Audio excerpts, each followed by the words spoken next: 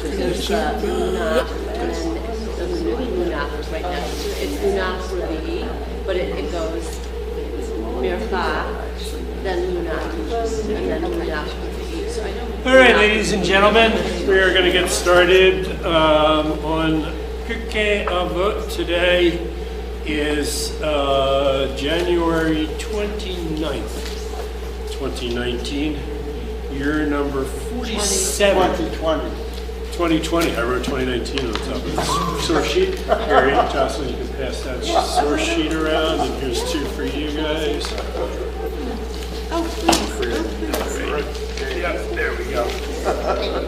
But before we dig into the new material and the new source sheet, I want to reference the one from last week. So we are now we have started a new chapter, a new parak of Pirkei Avot, and last week we began chapter 4, and we're going to continue with that. For just as a brief sort of way of introduction, one of the things that we discussed last week was the logical literary methodology that is being employed by Pirkei Avot. Pirkei Avot, 2nd century, Common Era, very much reflects its milieu, Greek and Roman world, the academy, and in the same way that the Seder mirrors Greco-Roman life, so does the method of intellectual inquiry that the rabbis employ. If you remember your college, I guess freshman, whatever, English, when you had to read the Odyssey, or maybe you did it in high school. I might have read it in high school, but I don't remember. But I had to read it in college, and that I remember.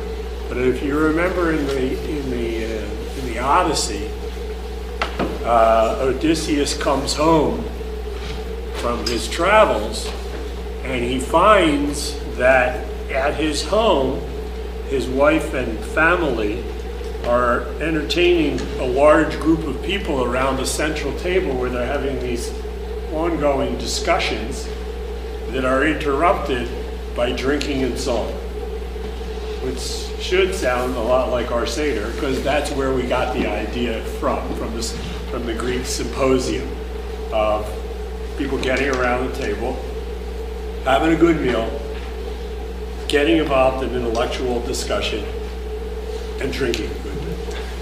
So how intellectual? Well, we have some pretty intellectual Seders at ours, but the fact, Martin, that we have 4 cups of wine ought to be an indication that this involved a lot of drinking a long time ago. Parenthetically, one of the reasons why they could drink even more than 4 cups, and why, by the way, our ancestors could drink 4 cups, because I don't know about you, but most people, by the 4th cup of wine, if they really have drank the whole cup of wine, I don't care whether it's Manischewitz or the good stuff, it's how intellectual good it is. Great. But in the ancient world, in the Talmudic times, Jews, Gentiles, everybody, their wine was cut with water, so that it was like 3% alcohol or 4% alcohol, not 15% alcohol like we drink today. So basically, 4 cups of wine could be like 1 Gesundte, cup of wine for us today. That's how they did. Anyhow, So should we cut our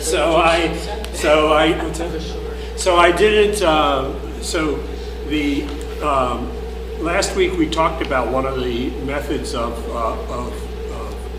pedagogy that was employed in the Greco-Roman world, which was a paradox. And if you didn't get the source sheet, I saw some people walked in late. If you didn't get last week's source sheet, the class is available online. But we talked about what a paradox is, because this whole first Mishnah is based on paradox. The paradox, just to remind you, is a juxtaposition of a set of seemingly contradictory concepts that reveal a hidden or unexpected truth. So things that might not seem at first to logically make sense do when juxtaposed one to the other. The example I gave last week was like, you have to spend money to make money. Doesn't seem logically true, because the more you spend, the less you have. But we know what it means. And so statements like, who is wise, the one who learns from everyone, is a bit of a paradox. Because if you say, who is wise, the person who goes to school, that's not a paradox. Who is wise, the person who is intellectually gifted, is not a paradox. Who is wise, a person who can learn from any idiot they meet, is a paradox, right? And so that's why, thank you, Mark.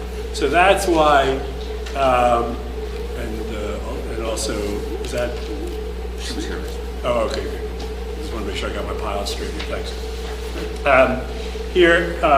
And so the paradox that we're looking at is the one that is on page 56 in the text, and we're going to do a little bit of finishing up from that first source sheet, from the January 22nd source sheet, and then we're going to move on to the second part of this paradox. The paradox that Ben Zoma presents here in the beginning of this chapter involves four important categories of achievement: wisdom, strength, wealth, and honor. Wisdom, strength, wealth, and honor. So who is rich, who is strong, who is wealthy, and who is honorable. Those are going to be the issues that are raised. And the one that we've been looking at is the first one: who is wise? The one who learns from everyone. As it is said, from all who would teach me have I gained understanding. And as I mentioned last week, whenever you have a source, there's two things that you should know. Number one is that this was the rabbi's way of anchoring themselves in authority.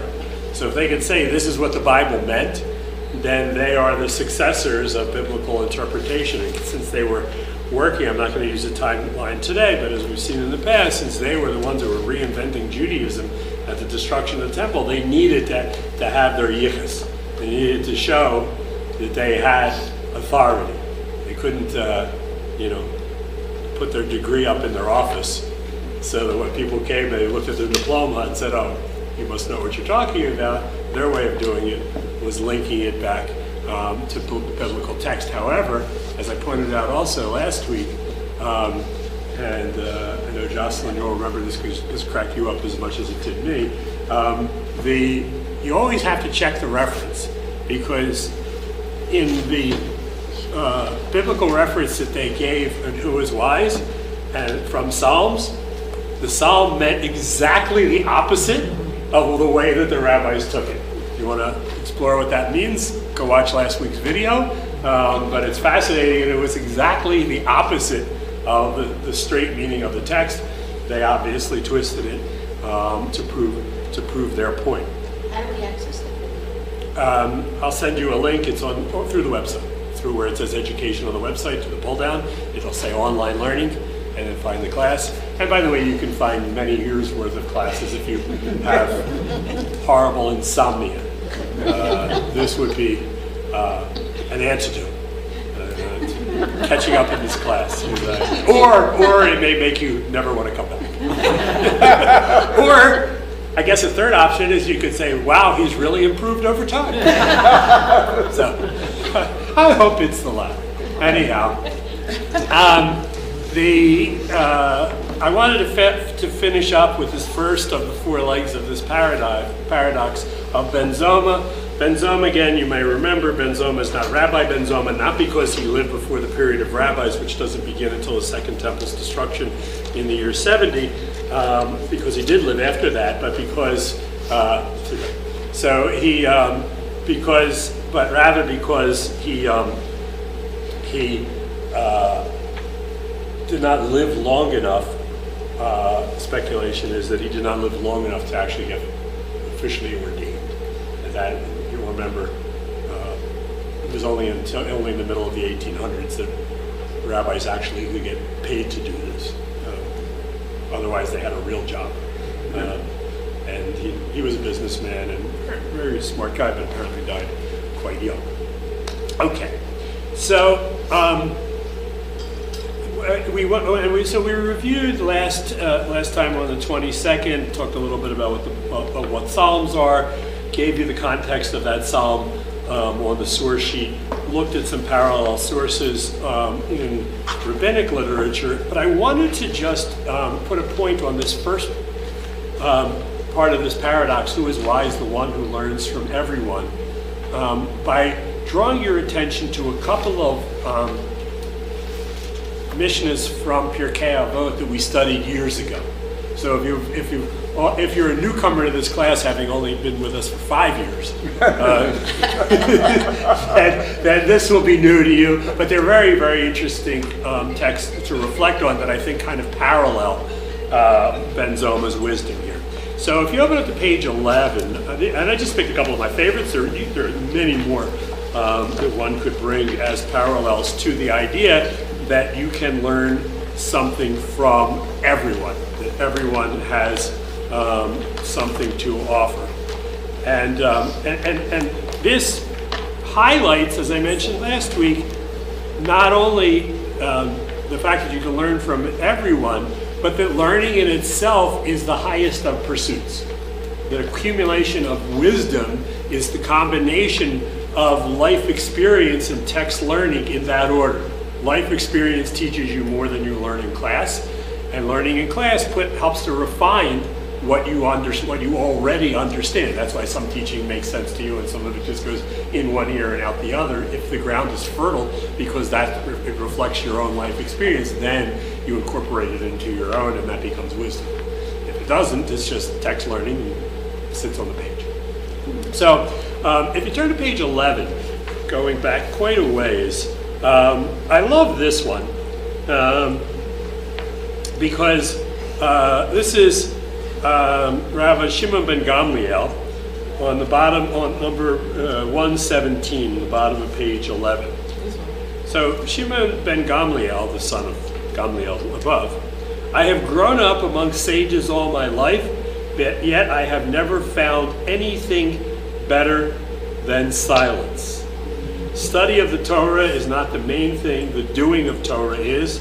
All who talk too much bring sin.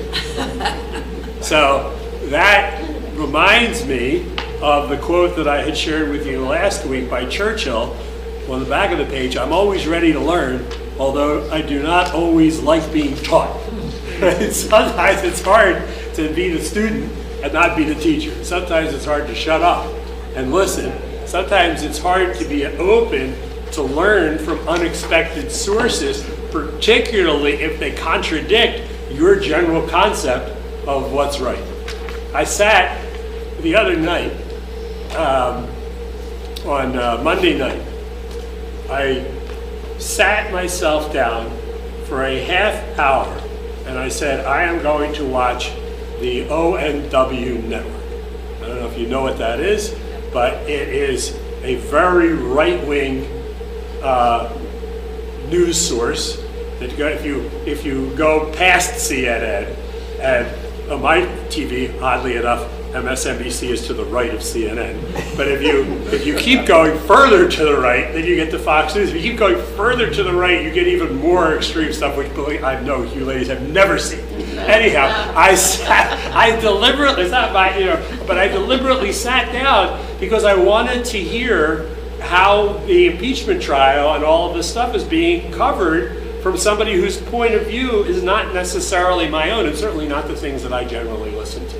Because I think that that's important to cultivating wisdom, is to understand sometimes you have to listen to people who don't necessarily agree with you to be able to get a fuller opinion and maybe to reaffirm your own, but to understand that there's something truly to learn from everyone, and to sit quietly and listen to that person's point of view. Doesn't mean you need to accept it. It's very easy to agree with people who agree with you. It's much more challenging to learn from people who challenge your suppositions.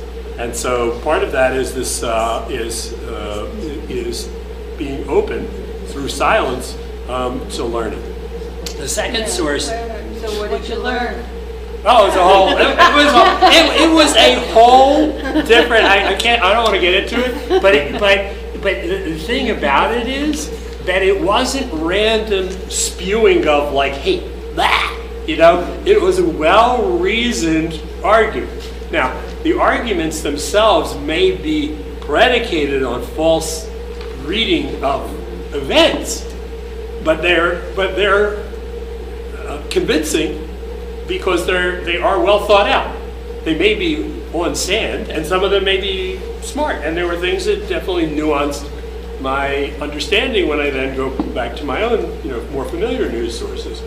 Anyhow, the second source that I want to bring to your attention, going back quite a ways also, is on page 21. This is very important, particularly for anybody who ever introduces a question with an apology.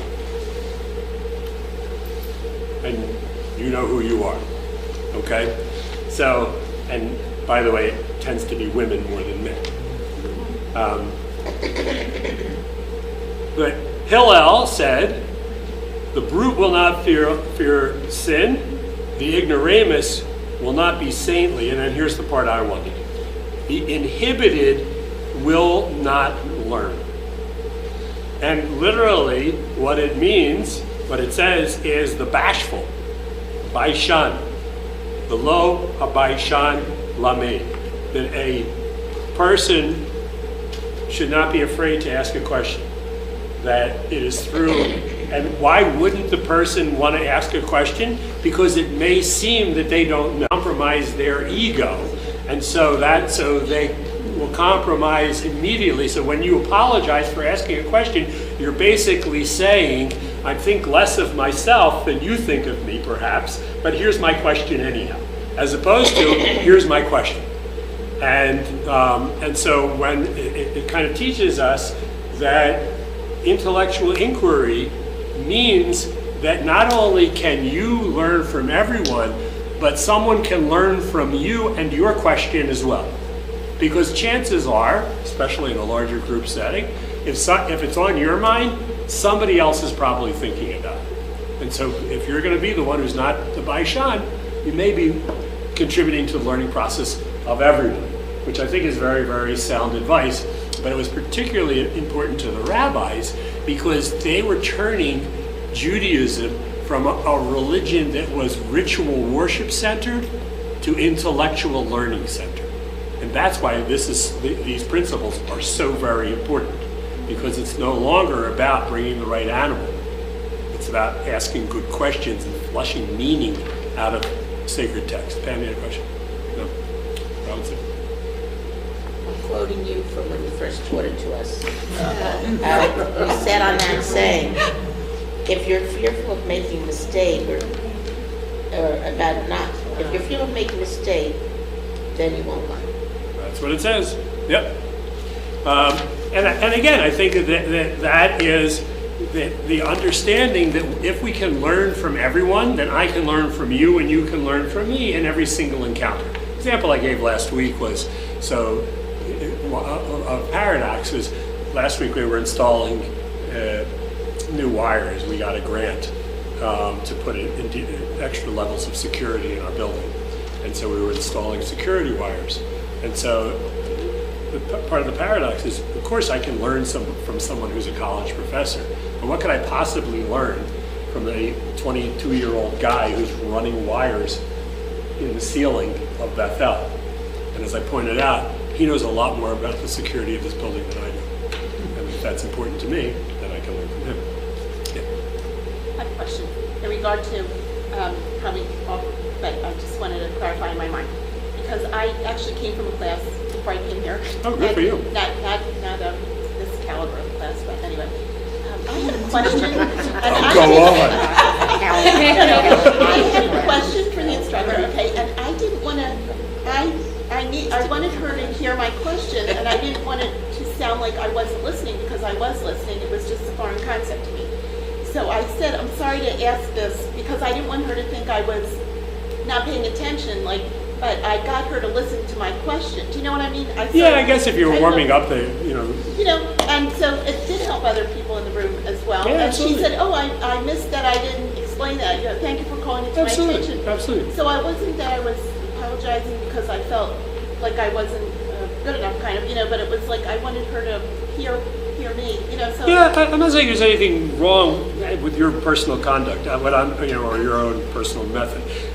What I am saying, and I got a few nods from women around the table, is that women very often will compromise their own opinion even before they give it, whereas men are more reluctant to do that. They're more assertive generally. And can I get an amen on that? Amen. Yes. It's a learned behavior. It's a learned behavior. Exactly. Culture of women that we are changing. Exactly. So, like Helene will sometimes, when Ellie, still to this day, but will sometimes say to Ellie when she starts to talk that way, introducing it that way, says, don't be a girl. Say what say what you mean. My good friend, Yeah. Doctor. Yeah. Say what you mean. I tell that Anyhow, all the time. so these are sort of supporting sources that I wanted to bring to this first concept that Ben Zoma is bringing in this first mission in chapter 4 on page 56 of Ezahu Chacham Halomei Mikol Adam, which also, by the way, rhymes.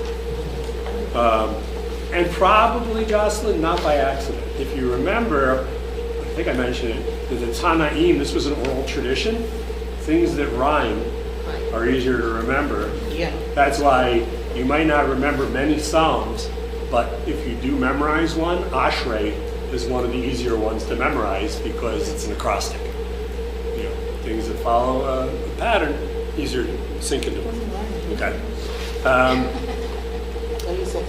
Anyhow, all right. Any questions, comments on this first little shtickle Mishnah? Yeah. I just thought it was interesting that you could learn from someone who might not be in your discipline, like the electrician. But I'm also realizing that you can probably also get wisdom of meeting someone who might not teach you anything other than to not be like that person. Yes. Whether they're caustic or... Yeah. Very, very good. Yes. So one of the questions the commentary on Pirkei Avot raise is, what can you learn from a wicked person? And the truth is exactly that. The other ways of behaving, and through and greater empathy, so that if you see another person suffering as a result of a third person, you can understand that what that second person is inflicting may be something that you, in fact, are insensitive to in your own behavior, as a way of learning. But what it does is it opens up the entire world as being an opportunity for lifelong learning and the pursuit of learning. Yeah, exactly. And that concept of lifelong learning we're going to come back to. One of the sources that I'm going to bring today in the second half of the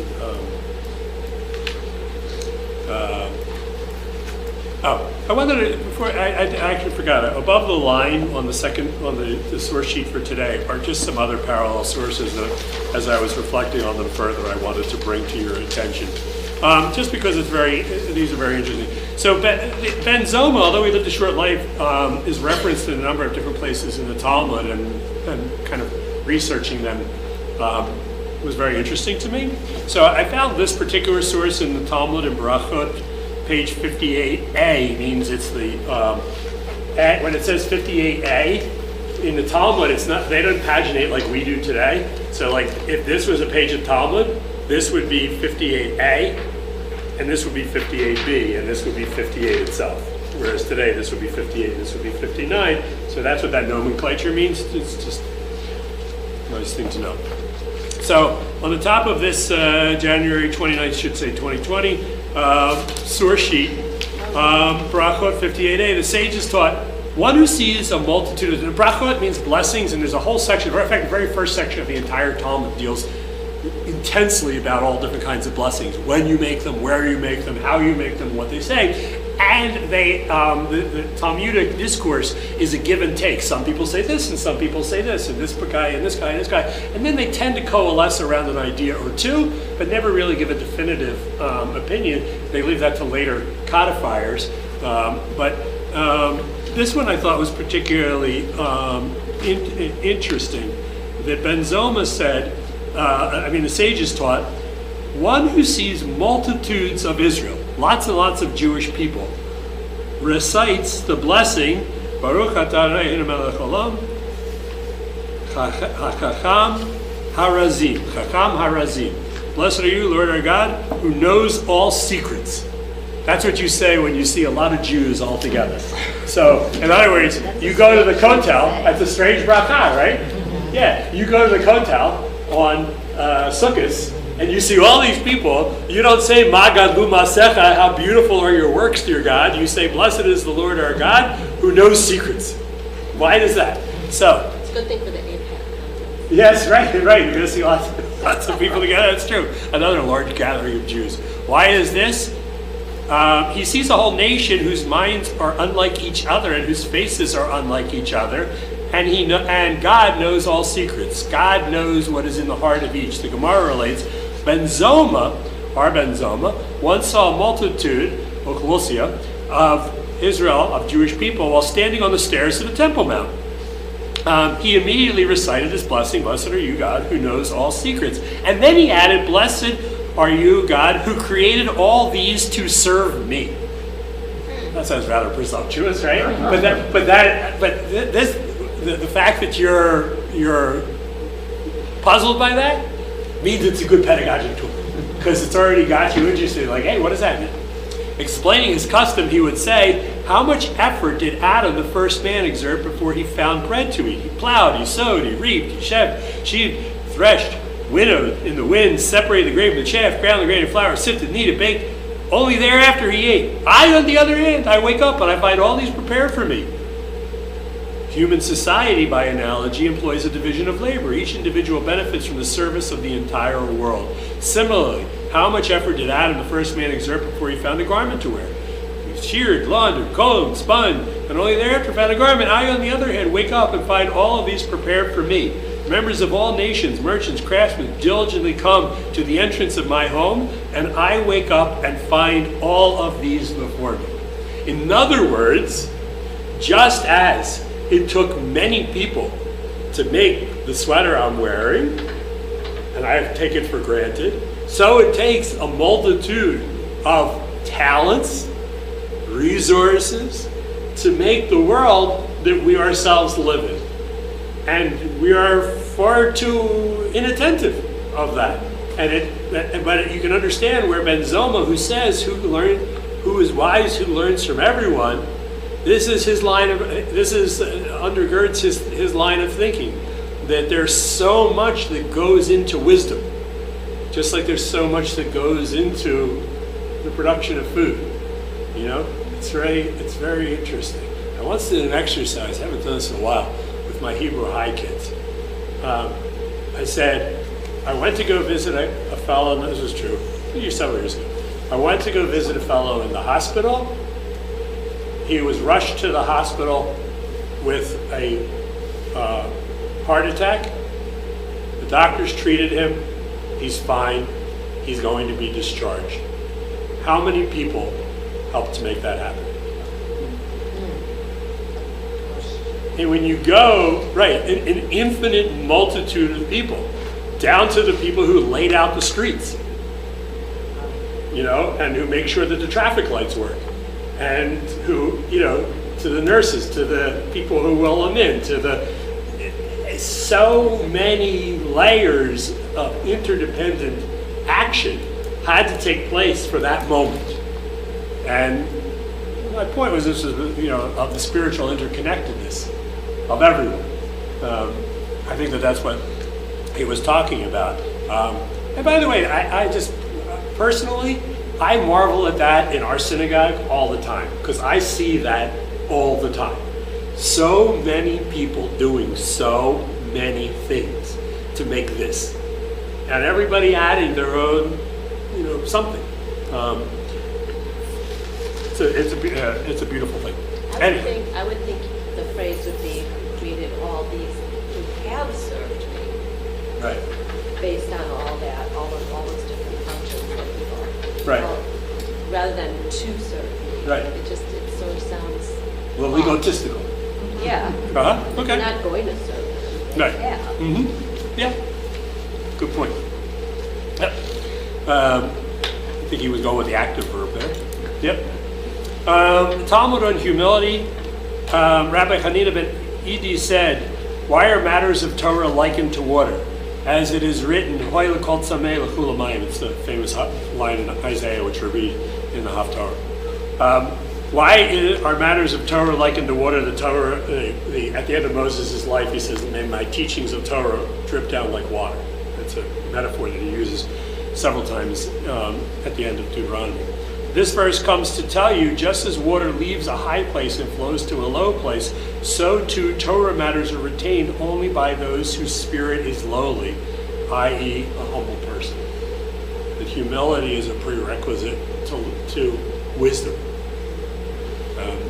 Anyhow, those were just a couple of Ben Zoma sources related to the accumulation of wisdom. Any other comments on that before we move on to the next leg of this four-legged paradigm? Just a quick question. Anything? Sure. So what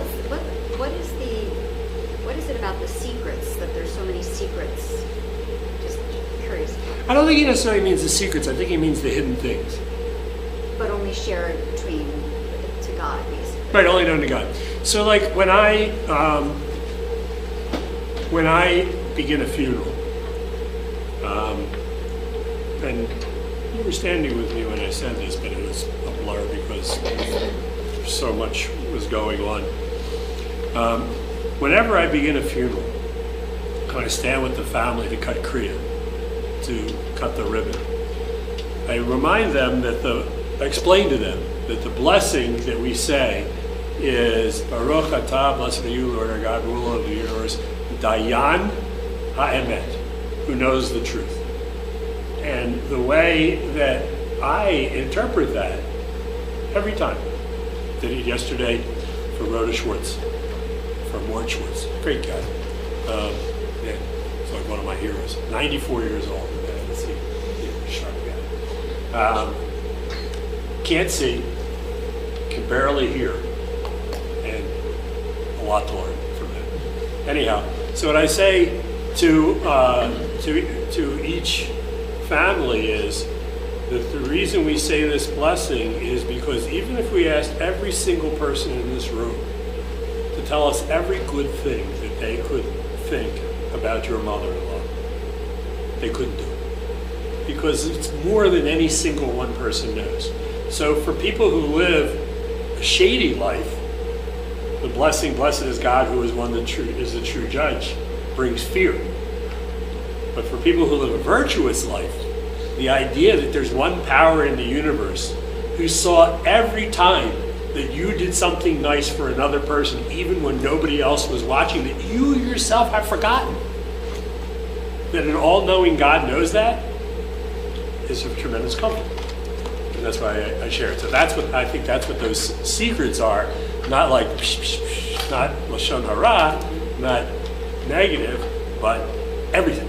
The cameras of everything. It's like on Yom Kippur, when you haven't acknowledged everything, but God knows everything. Right, That kind of- exactly. And you say for my sins and at the same time, we also take credit for take at least a measure of comfort in knowing that the goodness that we've shared, even though it's not acknowledged, and who doesn't like to be told they're a nice person, is in fact, in some sense, recorded in the book.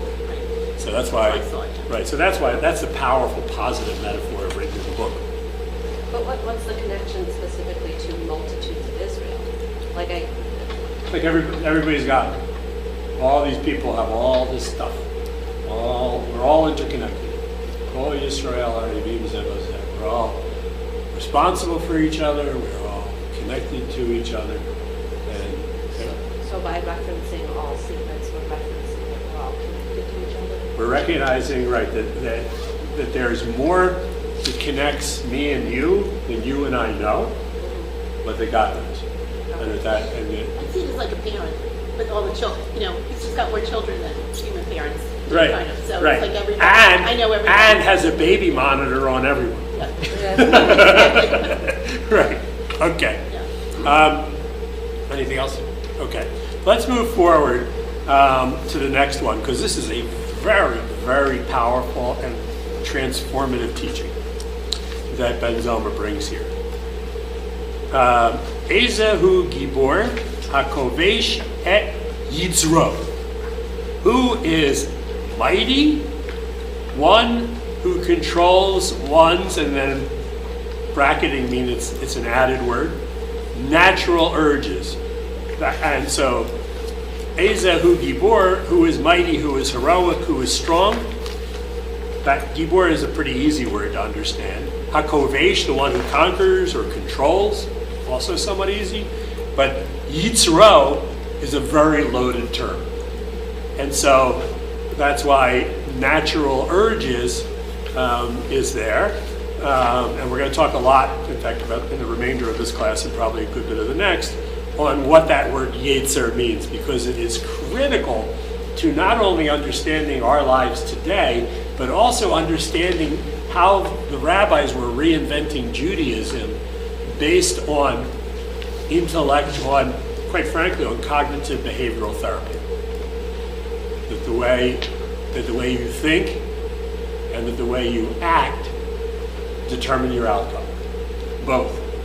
And so they're interested, and I'm going to talk a little bit more about this next time, but they're very much interested in first getting people to understand the thought process, the decision-making process, or the lack thereof that leads to action, so that thoughtfulness will lead to thoughtful action. And as we're going to talk about next time, that's what cognitive behavioral therapy is, that basically a therapist helps you to understand the way you're processing the world around you, and then helps you to think about ways to interact emotionally and physically with the world around you, so that you get closer to being the outcome that you are hoping for yourself, maximizing your personal potential. Okay, so the first thing on this particular source is I want to, as true to my methodology, check the source. So I brought the source here today. This source does reaffirm, I think, what they're trying to teach. The book of Proverbs, if you don't, I say this every year, but if you want to understand how people say, you want to know how to be a good person, just read your Bible. And then we open up and we see Amalek, right? Ben Sorer Moreh, wiping out, not killing enough people in the time of Samuel by King Saul. You see all of that stuff, and you go, I don't know. Open up the book of Proverbs, and you'll see what people meant. Very often, when we talk about living a moral life, and the text for it, Proverbs is the one. So on the bima in the sanctuary, I have the Bible that was given to me at my bar mitzvah. It's remember they used to give like leather bound, and it had gold letter. You bought, so it's Aaron Benjamin Crumbly. And I keep it there, and it's the King James translation. So it's like it's not King James, but it's the 1917 JPS translation, which wasn't redone until the 80s, and I was done before that. And I have it bookmarked to Proverbs. So every single Shabbos, I open up and I look at Proverbs. If I only look at it for 30 seconds, I always look at Proverbs. And you will all benefit from reading the book of Proverbs. And you can read 3 sentences and get a lot out of it, or you can sit and read a lot of it, quickly. But I wanted to give you just the insight from the source, but also a little bit of a running start on it, because it's really got some great stuff in it. So this is the book of Proverbs, supposedly written by King Solomon. King Solomon, third king of Israel. King Saul is the first king of Israel. King David is the second king of Israel. King David had many children. His son Solomon inherits him. King Solomon has a bunch of children. They can't get along, and they split. And the kingdom kind of breaks into 2 parts, and that's why you get 10 in the north and 2 tribes in the south. He's the last one to really hold empire together, and obviously had the wisdom of Solomon. So this is from Proverbs. A dishonest man spreads strife, and a whisper separates close friends. I mean, man, you could just spend 10 minutes just thinking about that, right? A man of violence entices his neighbor and leads him in a way that is not good. I was watching this program while I was exercising on the Science Channel, which is almost akin to the science fiction channel, but it's a science channel. It's really good. I really like it. Did you know that in 1936, the Nazis built a building along the Rhine in Bavaria that is 2.8 miles long, 6 stories high. It was never used, but they built it as a way, it's called Provo, something like that. They built it as a way of indoctrinating laborers to brainwash them into Nazi ideology. And the idea was, it was beautiful along the sea, that they would bring, it could accommodate 20,000 people at a time, and they would bring people from the countryside, and they would bring them to, and give them good meals, and put them by the seashore in luxurious kind of accommodations, thank you, but they had no free time that was unstructured. And the idea was that over a 6-week period, they would be indoctrinated into Nazi ideology, and they would do physical stuff and to get physically stronger, and mental indoctrination, and then they would go on their way. And that was how they were actually going to train the master race, by getting them accustomed to a certain way of thinking, a certain level of violence that was going to be perpetrated by them, and indoctrinating them in this way. And it turned out that Hitler invaded Poland in 1939, and it was never used. And then when the Russians beat the Germans, they used it as a prison for anti-communists. But it's like one of the largest and certainly the longest buildings in Europe, and it was totally abandoned. And the idea was that if you tell people enough about a certain way of thinking, it seeps in, which is what I think Solomon was talking about here. So a man of violence entices his neighbor and leads him in a way that is not good. Whoever winks his eyes plans dishonest things. He who purses his lips brings evil to pass. Gray hair is a crown of glory. It is gained in a righteous life. Man, I love that line. Gray hair is a crown of glory. It is gained in a righteous life. And then whoever is slow to anger is better than the mighty, and he who rules his spirit than he who takes a city. And that 32 is the verse that is cited by Ben Zoma. But I wanted to give you the context of it because it's also the rabbi's way of bringing attention to the book of Proverbs that people might not have been otherwise been reading, been focused on. Okay, so that's. So rules his spirit is the same as controls one's natural urges. Well, I think yes. Yes, I would say yes. I would say yes. And again, Robinson, we are the idea of Yetzer, of spirit, of soul, of whatever. This is a very difficult word to define. It's easy to understand, but it's hard to define. So I have a simple way of kind of understanding what he's talking about. Okay. So this, I'll put it here so then everybody will sort of be able to see it. So this is you and me and all human beings. And God creates us with this thing called the Yetzer. The Yetzer, and this is rabbinic theology that comes from biblical terms, but is really gets fleshed out in rabbinic literature.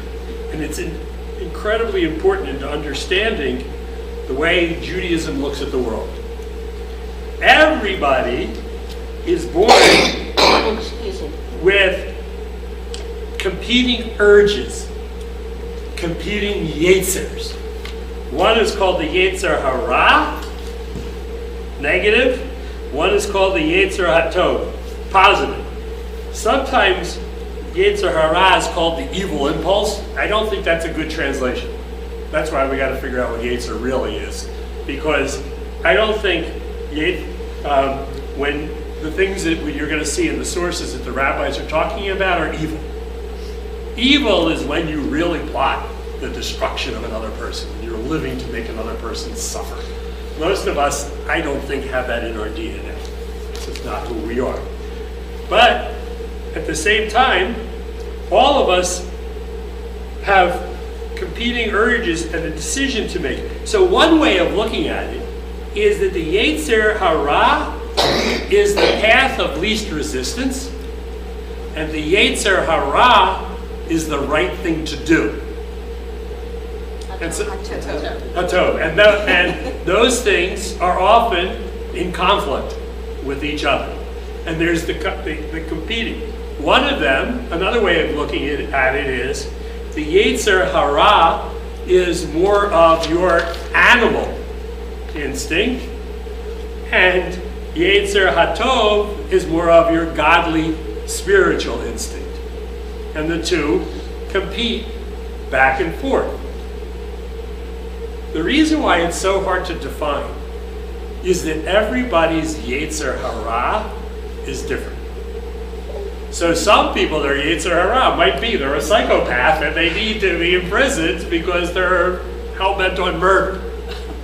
But some people, their Yetzer Hara would be that whatever that urge is, that hunger is, that they give into, and when they take a step back, they go, shouldn't have done that. Not proud of myself. Your conscience. Not where I want to be. What's that? It's like your impulse. Right. Your conscience. And that's why I say, and that's why I put it on the animal side.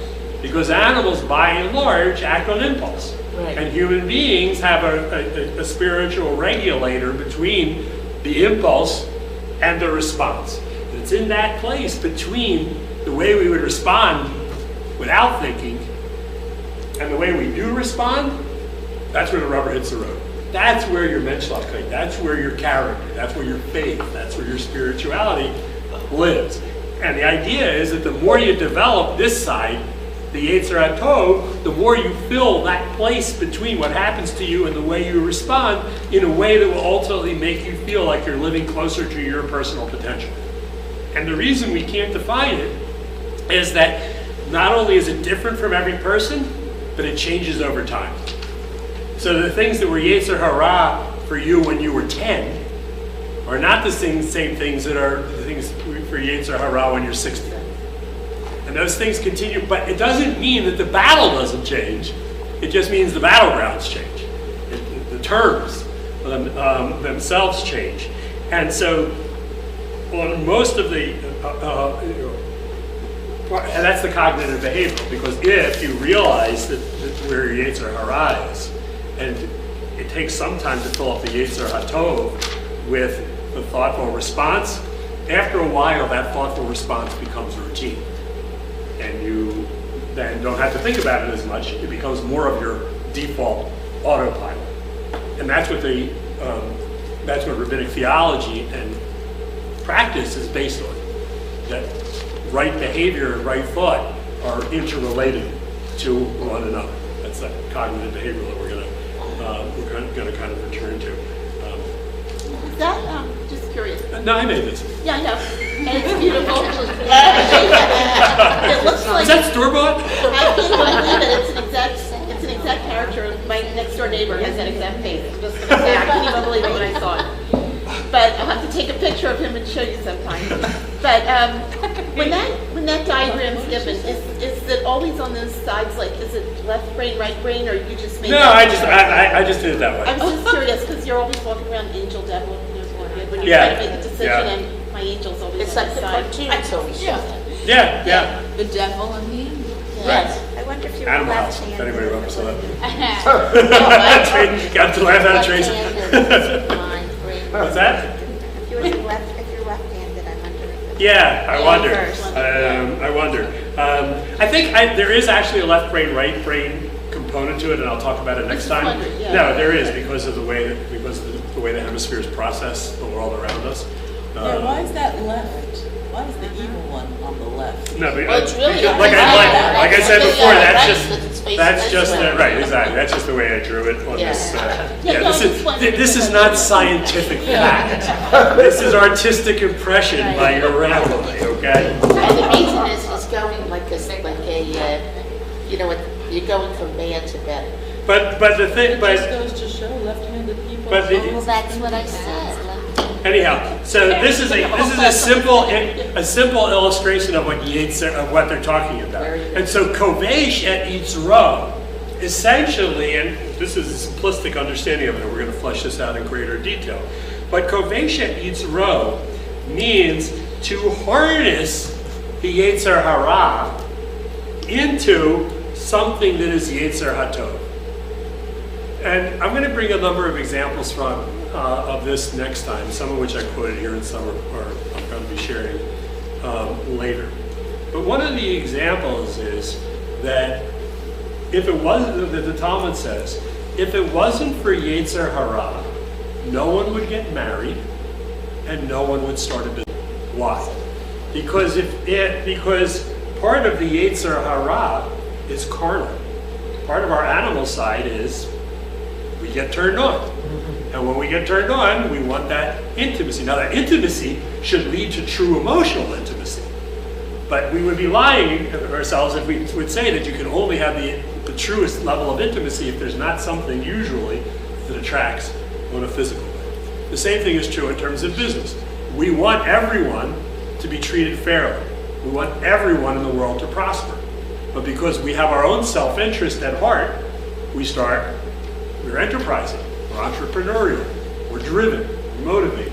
And so that stuff that sort of says, the animal side that says be first, can actually lead to something that leads to lots of other things. The article, by the way, in the business, I don't know if you take the New York Times and you didn't read the business section, because you don't usually read the business section, read it. Look at last week's New York Times. There's a company called Nehemiah, which employs 80% people with criminal records in their company. And they've done fantastic things with this 80%. They don't accept everybody. They have a screening process, but in addition to simply hiring them, they found that when they tried to hire them to do the right thing, people still didn't show up, and they couldn't keep, regular hours. And so they've invested in their workers, and they have a legal team. They have coaches. They start them on a trial period first. They even have housing, because a lot of people were still living like on the street, and they've been able to do incredible things. What got these guys into business in the first place? They wanted to make money, and they're finding that they can still make a lot of money by doing all of this good as well. The Yetzer Hara that got them entrepreneurial enterprising in the first place led to this much greater good. That's my point. All right. Just one quick question. Yeah. Ben. So does this tie into when you were looking at page 21, it's kind of, I was curious about it, but then you went on. It says, nor can one given over to business grow wise. Does that- I'm sorry. Let me go back to 21 and take a look at the text you're talking about. Where you were talking about the first part, Lo Habaishan, Lo Ma, Lo Me. Then it goes on to talk about, nor can one given over to business grow wise. I was curious what that meant, but does that tie into what you just said? Well, I don't think it's entirely a correct translation. I would say below kol hamarbeh b'schora machkim. I think that hamarbeh means like harbeh. Overdone, which means what? Overdone. I think Yappa's translation is better. The person who overdoes business. Obsessed with business. Right. I think kol hamarbeh doesn't simply mean not one who's given over to business, as opposed to, but one, like Yappa said, who overdoes it, who has that improper, is obsessed with business, right, exactly. Like, what's his name, who wrote One Up on Wall Street, wrote, no, but you never see on a tombstone, I wish I'd spent more time in the office. Yeah. Peter Lynch, thank you. Who wrote that? Peter Lynch, it's a great book, by the way. Which one is that? It's called One Up on Wall Street. It's an old classic amongst investors from 25 years ago, which means it's probably 30. All right, so the hour is up, and we will continue on this little shtickle of Mishnah next time. Thank you. So can I just throw something out? You can throw whatever you want, wherever.